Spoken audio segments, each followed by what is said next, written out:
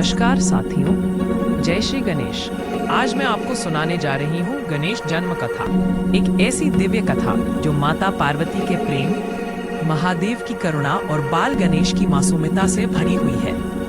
ये कथा हमें बताती है कि कैसे एक माँ के प्रेम से जन्म लेता है वह देवता जिसे दुनिया विघ्नहर्ता, अग्रपूज्य और गणपति के नाम से जानती है। तो आइए श्रद्धा से सिर झुकाकर सुनते हैं भगवान गणेश के जन्म की यह महान कथा। प्राचीन काल की बात है। हिमालय की विशाल बर्फीली चोटियों के बीच कैलाश पर्वत स्थित था। यही था भगवान शिव और माता पार्वती का पवित्र धाम। कैलाश का वातावरण हमेशा शांत, दिव्य और अद्भुत ऊर्जा से भरा रहता था। देवता, ऋषि, गंधर्व सभी दर्शन पाने के लिए आते थे। इस दिव्य स्थान में भी एक बात ऐसी थी जो माता पार्वती के मन को कई बार उदास कर देती थी। महादेव कई कई वर्षों तक तपस्या में लीन रहते या फिर संसार के कल्याण के लिए बाहर चले जाते। इस कारण पार्वती अक्सर अकेली रह जाती। जहां जहां नजर घुमाती वहां शांति तो थी, पर उस शांति में एक खालीपन था। एक ऐसा खालीपन जो किसी अपने की उपस्थिति चाहता था। माता का हृदय तरसता था, काश मेरा भी एक ऐसा बालक होता जो मुझे माँ कहकर पुकारता, जो केवल मेरा होता, जिसकी दुनिया सिर्फ मैं होती। एक दिन पार्वती स्नान करने की तैयारी में थी। वह अपने कक्ष में उबटन लगा रही थी। हल्दी, चंदन, केसर और सुगंधित मिट्टी का लेप। उसी समय उन्होंने देखा कि नंदी और शिवगण बिना अनुमति अंदर आते जाते हैं। उनके मन में ख्याल आया, मेरे लिए कोई ऐसा क्यों नहीं जो सिर्फ मेरा हो, जो मेरी आज्ञा पर चले, जैसे शिवगण शिव की आज्ञा पर चलते हैं। यह सोचते सोचते उनके मन में मातृत्व की भावना और गहरी हो गई। उन्होंने एक गहरी सांस ली, आंखें बंद की और अपने उबटन को अपने हाथों में समेटा। उस उबटन को अपनी दिव्य ऊर्जा से भरने लगी। धीरे धीरे वह उबटन एक बालक के आकार में ढलने लगा। नन्हे हाथ, नन्हे पैर, मासूम चेहरा। और फिर माता पार्वती ने आशीर्वाद देते हुए कहा, हे प्रिय बालक, मैं तुम्हें अपने हृदय की शक्ति से जन्म दे रही हूँ। आज से तुम मेरे पुत्र हो। मेरी आज्ञा तुम्हारे लिए सर्वोपरि होगी। तुम मेरे द्वार के रक्षक भी होंगे और मेरी शान भी। जैसे ही माता ने यह आशीष दी, उस बालक के शरीर में प्राण का संचार हो गया। उसकी आंखें खुली, चेहरे पर चमक दिखाई दी और वह जीवित खड़ा हो गया। उस पल पार्वती खिल उठी। उन्होंने उसे अपने हृदय से लगाया और कहा, तुम मेरे गणों में श्रेष्ठ हो, इसलिए तुम्हारा नाम होगा गणेश। गणेश ने झुककर माता के चरण स्पर्श किए।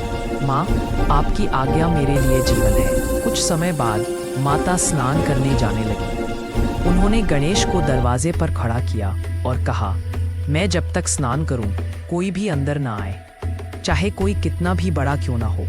तुम किसी को मत आने देना।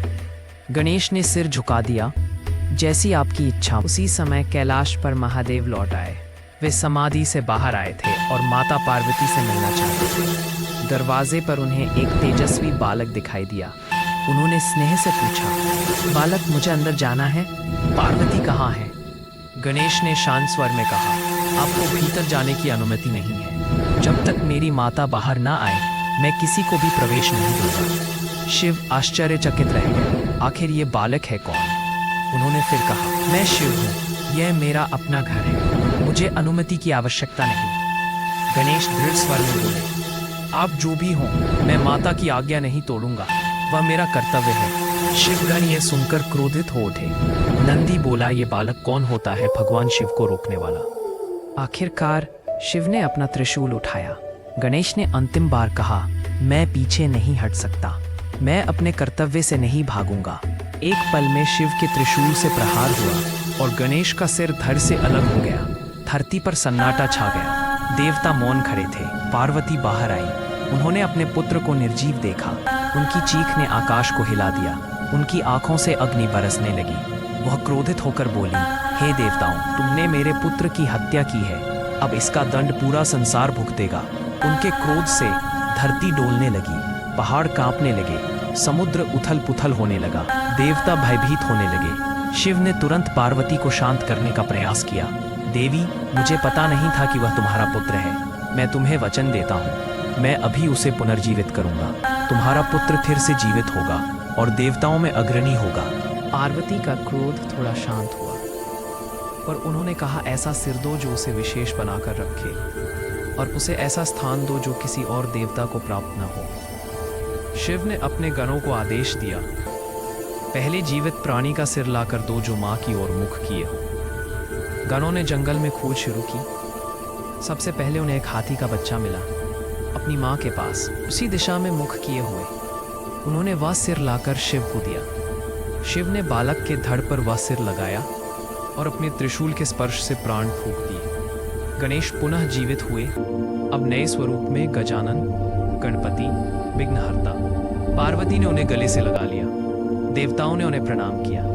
शिव ने घोषणा की, आज से किसी भी पूजा, यज्ञ या शुभ कार्य में सबसे पहले गणेश का नाम लिया जाएगा। यह अग्र पूज्य होंगे, ये विघ्नों का नाश करेंगे और भक्तों को सिद्धि देंगे। कैलाश में खुशी लौट आई, वातावरण फिर से दिव्य हो गया। बाल गणेश मुस्कुराते हुए अपनी माता की गोद में खिलने लगे और इस प्रकार जन्म हुआ, एक माँ के प्रेम से, एक पिता के आशीर्वाद से और देवताओं की कृपा से, विघ्नहर्ता। तो प्रिय साथियों, यह थी भगवान गणेश के जन्म की अद्भुत कथा। यह कथा हमें सिखाती है कि कर्तव्य, प्रेम और भक्ति, इन तीनों में अपार शक्ति होती है। गणेश जी हमें बताते हैं कि किसी भी कार्य की शुरुआत शुभ विचारों से होनी चाहिए। अगर आपको यह कथा पसंद आई हो तो भगवान गणेश से प्रार्थना करें कि वे आपके जीवन से सभी विघ्न दूर करें। जय श्री गणेश, गणपति बप्पा मोरया।